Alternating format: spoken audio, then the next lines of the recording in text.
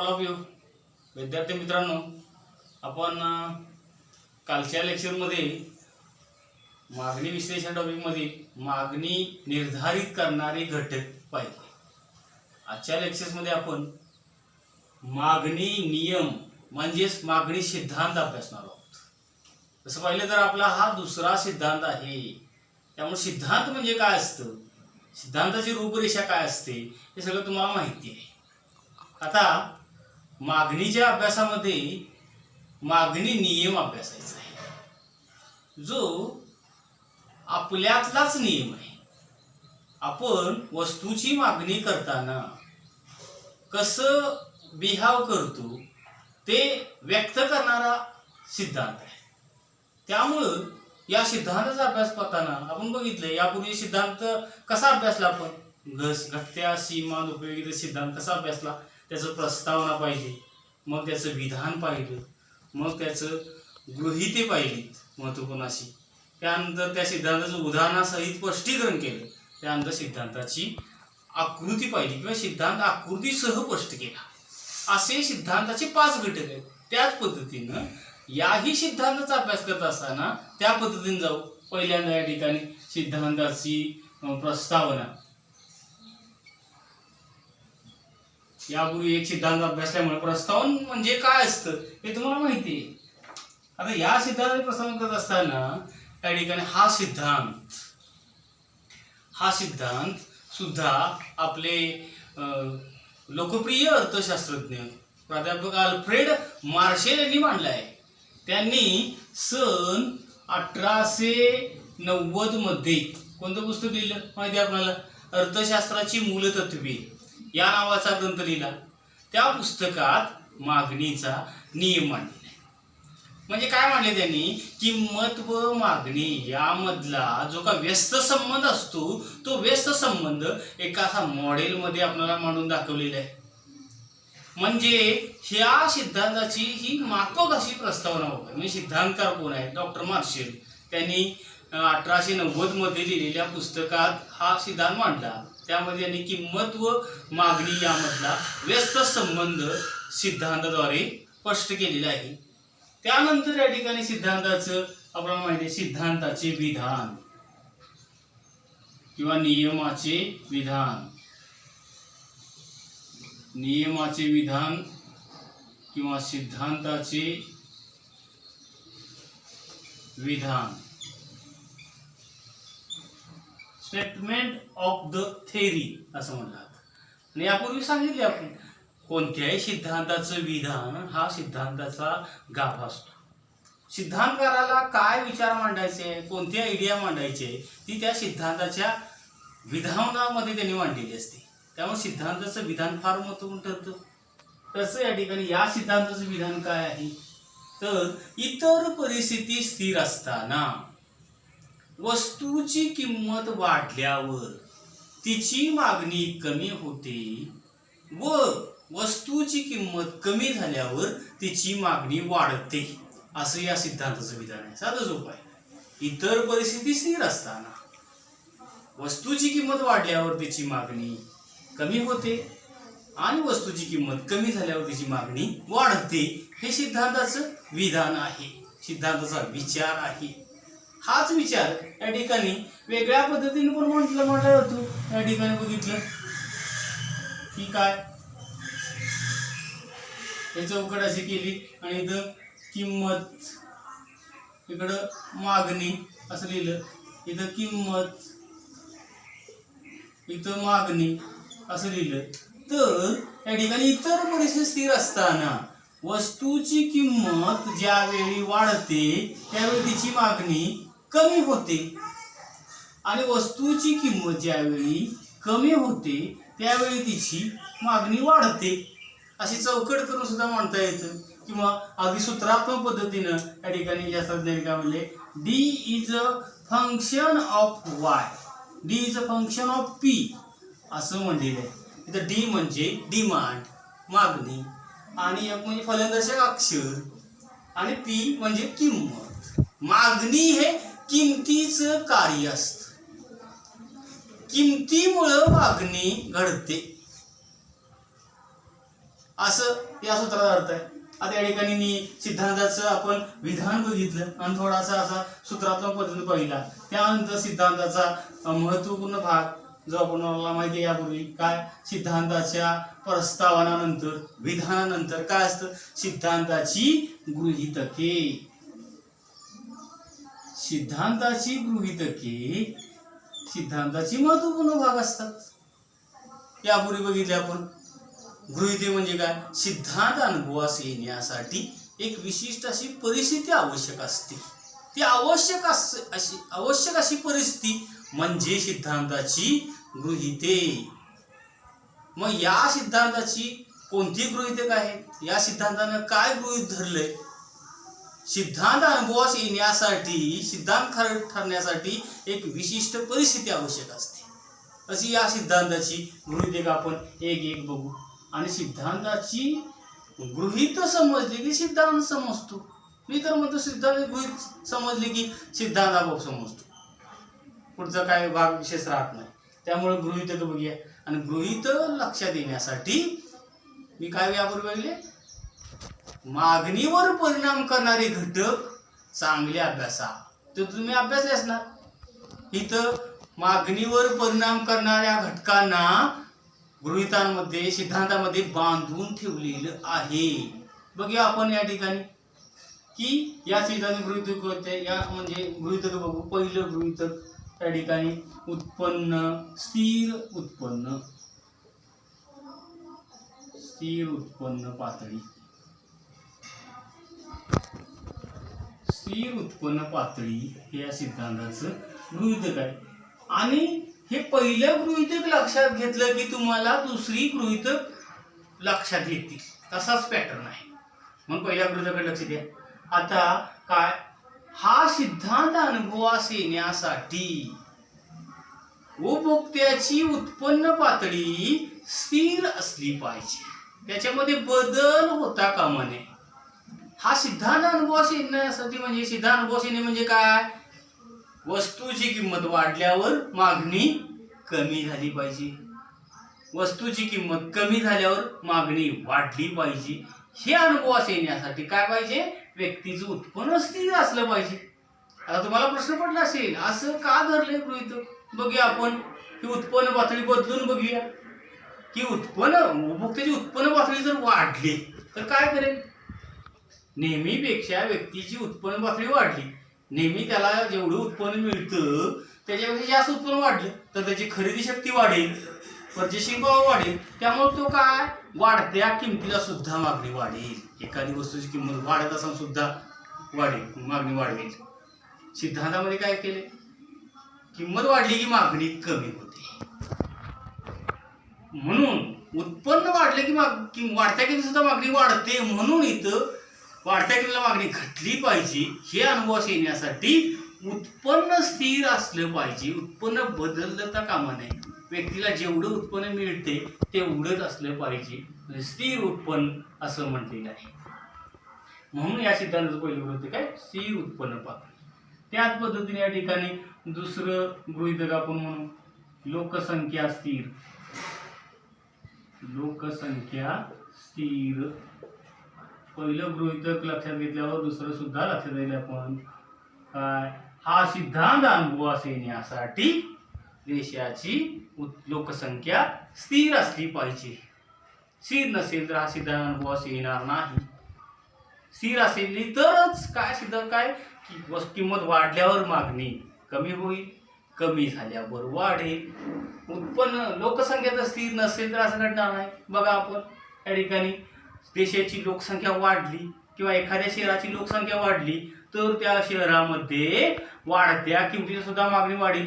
कारण लोकसंख्या वाढल्यामुळे ग्राहकांची संख्या वाढते. त्यामुळे वाढत्या किमतीला सुद्धा त्या शहरामध्ये वस्तूंची मागणी वाढेल. सिद्धांतामध्ये काय सांगितले, वाढत्या किमतीला मागणी कमी झाली पाहिजे. म्हणून इथं लोकसंख्या स्थिर वाढलेली आहे. उलट लोकसंख्या घटली, एखाद्या शहराची लोकसंख्या घटली काय होईल, किंमत घटून सुद्धा मागणी वाढणार नाही. कारण ग्राहकांची संख्या कमी झाली. किंमत घटल्यावर मागणी वाढली पाहिजे ना. असं घडून येण्यासाठी काय, लोकसंख्या घटता कामा नये. म्हणून लोकसंख्या घटक स्थिर आहे. म्हणजे जेवढी त्या शहराची किंवा त्या देशाची लोकसंख्या असते त्यामध्ये बदल होता कामा नये आहे तेवढीच, तरच हा सिद्धांत अनुभवास येतो. म्हणून हा सिद्धांत अनुभवास येण्यासाठी लोकसंख्या स्थिर आहे, स्थिर असली पाहिजे असं गृहीत धरलेलं आहे. त्यानंतर आपण बघू पर्यायी वस्तूंच्या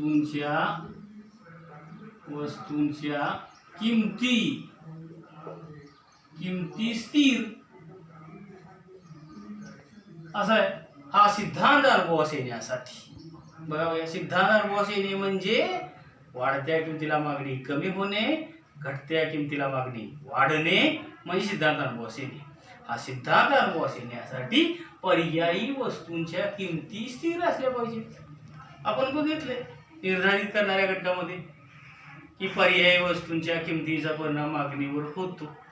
तसं इथं बघू आपण साखर आणि गुळ एकमेकाला असे काय आहेत, पर्याय आहेत.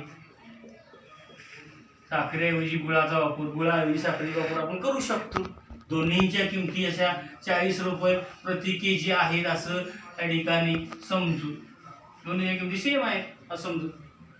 आता त्या ठिकाणी काय साखरेची किंमत अशी 32 वर आली आणि त्या ठिकाणी गुळाची किंमत 35 झाली प्रति केजी.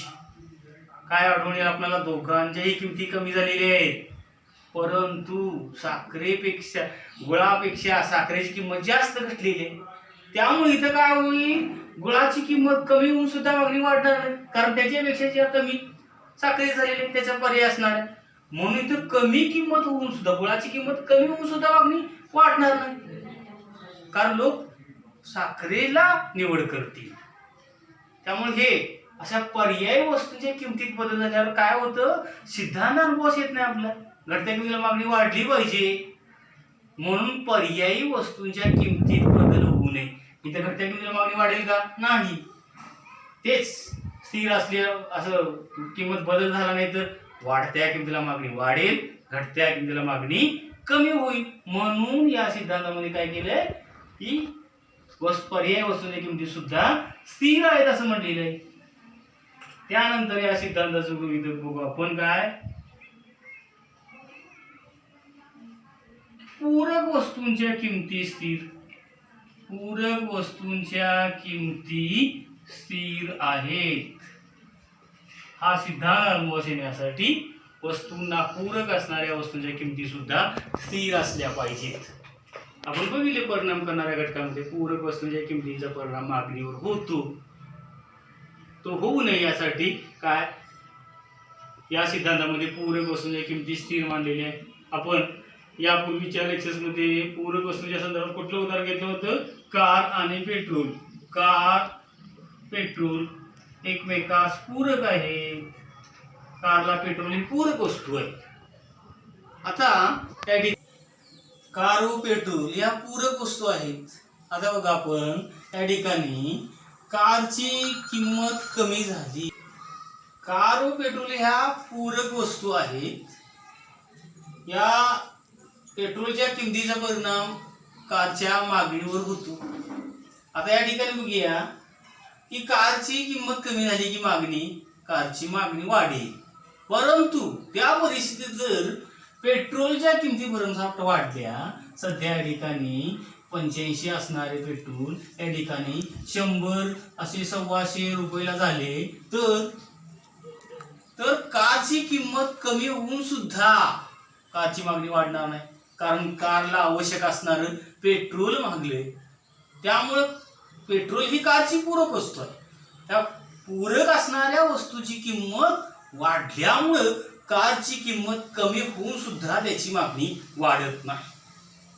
किंमत कमी झाली, कारची मागणी वाढायला पाहिजे ना, परंतु पेट्रोलची किंमत वाढल्यामुळे कारची मागणी वाढत नाही. असं घडून येतं. म्हणून काय म्हणले, पूरक वस्तूंच्या किमती स्थिर आहेत. म्हणजे काय, कारची किंमत कमी पण पेट्रोलची किंमत सुद्धा स्थिर 85 स्थिर राहिली पाहिजे. मग प्रत्येक किंमत कारची कमी झाली की काय, कारची मागणी वाढेल असं आढळून येईल. सिद्धांत प्रत्यय असेल. म्हणून इथं पूरक वस्तूंच्या किमती स्थिर आहेत असे या ठिकाणी गृहीत धरले. या पुढचं गृहीतक आपण या ठिकाणी बघू. पूरक वस्तूंच्या किमती स्थिर. त्याच पद्धतीने या आणखी गृहीतक या ठिकाणी काय घेतलेलं आहे तर भविष्यकालीन तुम्ही परिणाम करणारे घटक अभ्यासले. भविष्यकालीन किंमत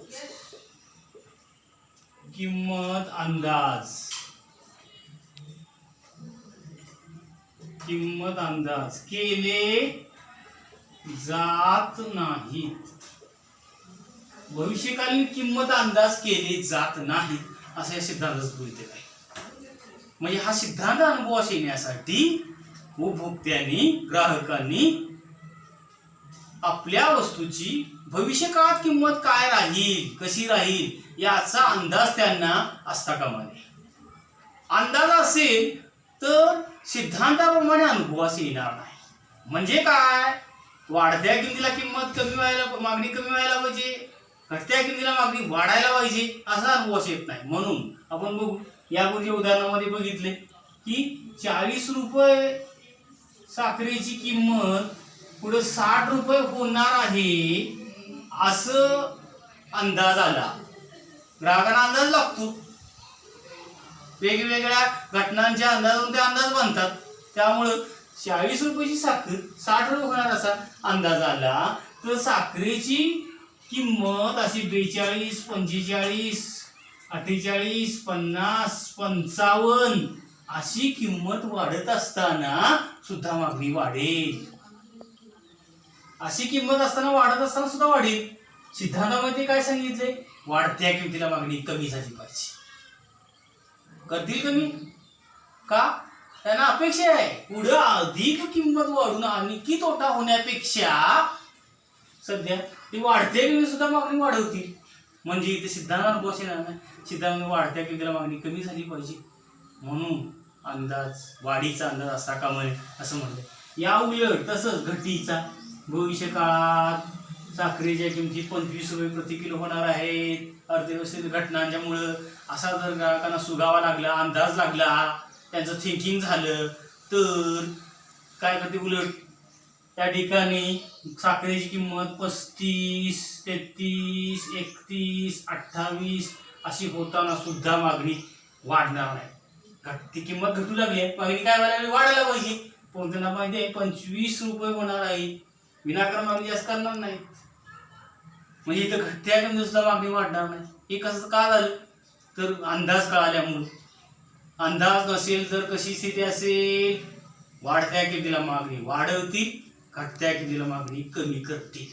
सिद्धांत अनुभवास येण्यासाठी इथे काय म्हणले ग्राहकांना भविष्यकालीन किंमतीविषयक अंदाज असता कामा नयेत असू नयेत नाहीत असं गृहीत धरलेले आहे. म्हणजे गृहीतक यासाठी या ठिकाणी महत्वपूर्ण आहे.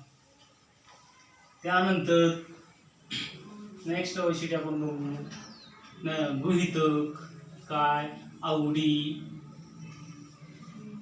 सवयी फॅशन आवडी सवयी फॅशन चालीरीती यामध्ये बदल होत नाहीत हे स्थिर आहेत. हा सिद्धांत अनुभवास येण्यासाठी आवडी निवडी सवयी सुद्धा स्थिर मानलेल्या आहे स्थिर असल्या पाहिजेत तर सिद्धांत अनुभवास येईल.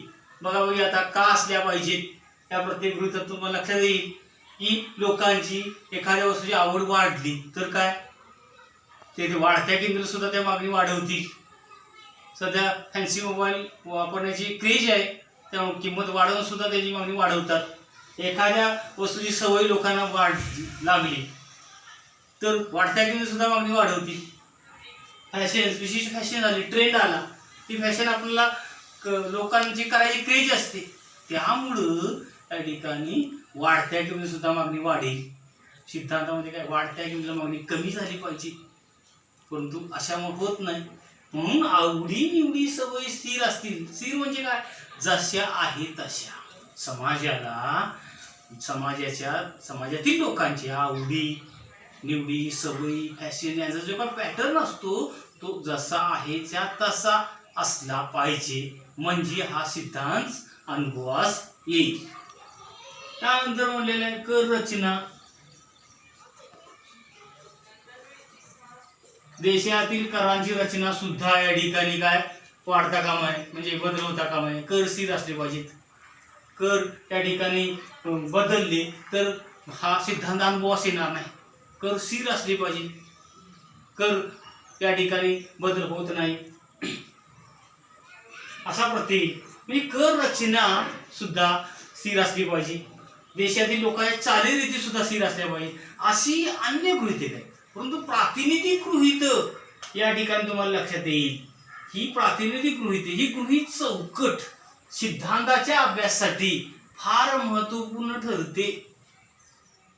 आता बघा, सिद्धांताचं विधान इतर परिस्थिती स्थिर असताना, म्हणजे ही इतर परिस्थिती स्थिर आहे आणि ही इतर परिस्थिती स्थिर आहे असेल तरच सिद्धांतातील विचार, म्हणजे किंमत वाढल्यानंतर मागणी कमी होणे, किंमत कमी झाल्यानंतर मागणी वाढेल, हे अनुभव असेल. म्हणजे सिद्धांताची गृहीत चौकटी फार महत्वपूर्ण आहे. ही गृहीत लक्षात घेणं गरजेचं आहे.